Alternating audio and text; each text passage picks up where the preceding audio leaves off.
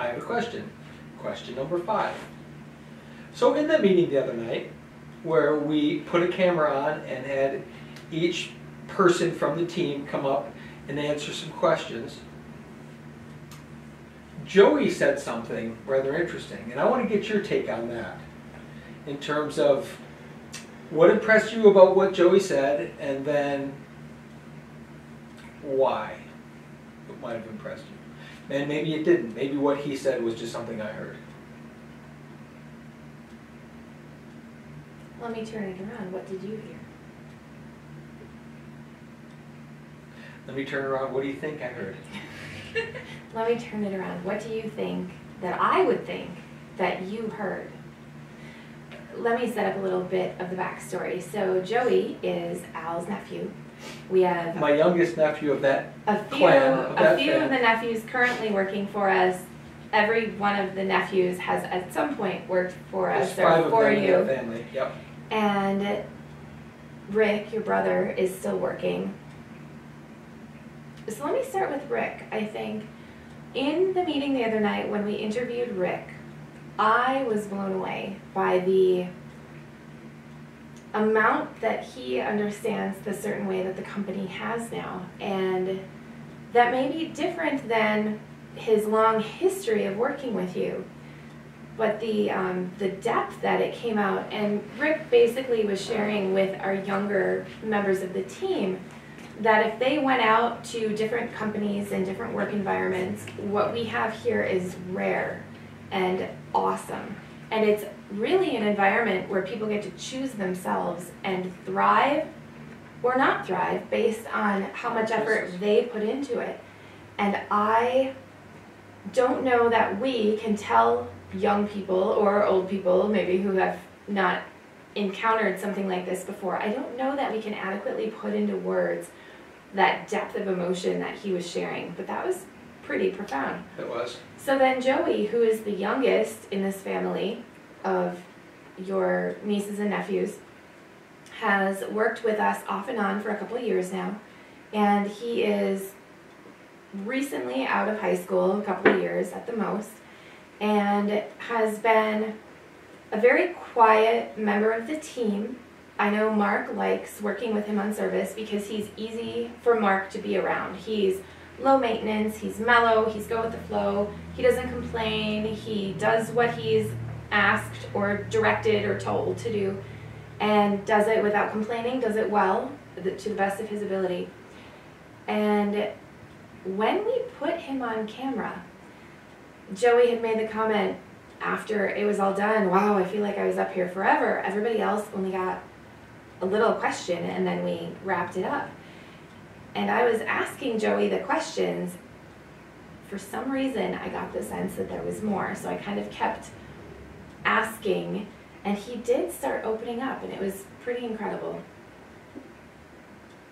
When someone who's quiet the majority of the time decides to speak up, I think that's just a life lesson.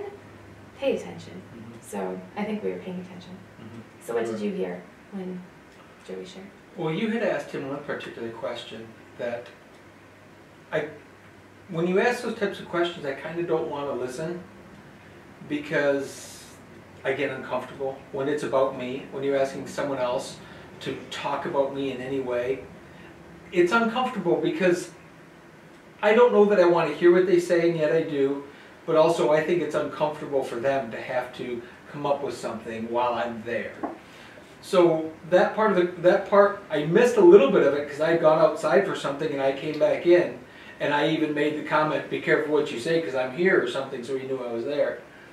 But you had asked, I think the question... It was along the lines of, if you were going to introduce someone to your Uncle Al, what would you tell them about, or what is something that you admire, in case he didn't know what he would tell somebody. So, yeah, you gave him an out, I guess, is what you did. I did. I gave him a couple ways to come at the question. And I think what he said shocked and surprised me at the same time because I wouldn't have thought, I just wouldn't have thought it. But here's what I think he said, or what I thought I heard was,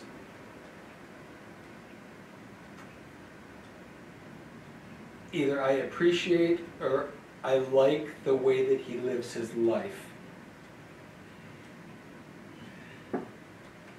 And we hear someone else, like Joe and I, he's been my nephew all of his life, obviously, but we haven't spent that much time together. All of his 4 older brothers have all worked for me on and off for years and years, sometimes all of them, sometimes a few of them. And of course his dad and I have been together since I was born, and Rick's worked with us on and off for 20 years. As a matter of fact, Rick was the one who got me the first job in the pool business that many years ago. But to have him say that meant that he was seeing something else.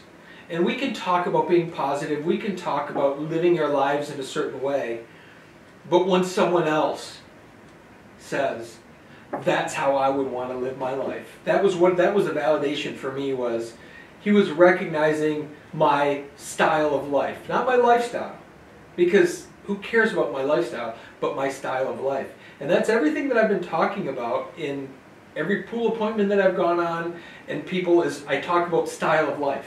I don't talk about lifestyle, I talk about style of life. And his answer to the question was exactly that, was he was looking at my style of living and appreciating that, and I thought that was pretty cool. But I want to mention also, you talked about Rick and what Rick said there. My brother Rick and I have a long history. He was the first one that introduced me, first person ever to introduce me to positive thinking, to getting your head on right, doing the inner work.